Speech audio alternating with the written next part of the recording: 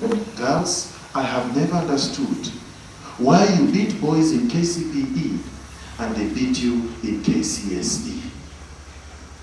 What happens when you come to high school? Does your attention shift from that which matters to that which doesn't matter? Look at yourself in primary school. An innocent, beautiful girl, focused, thinking books. Look at yourself now in high school.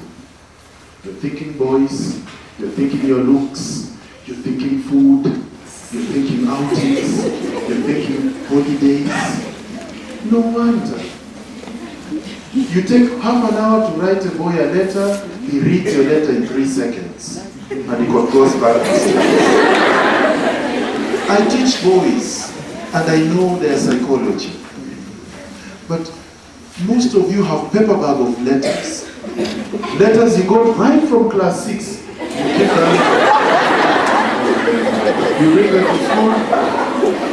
I know you can easily forget a textbook, but not that paper bag of letters. You go home and you bring back, surely. You read and reread those letters faithfully. You can recite that letter word for word.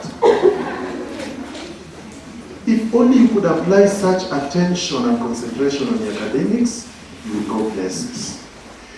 We were where you are, and we want you to be where we are today.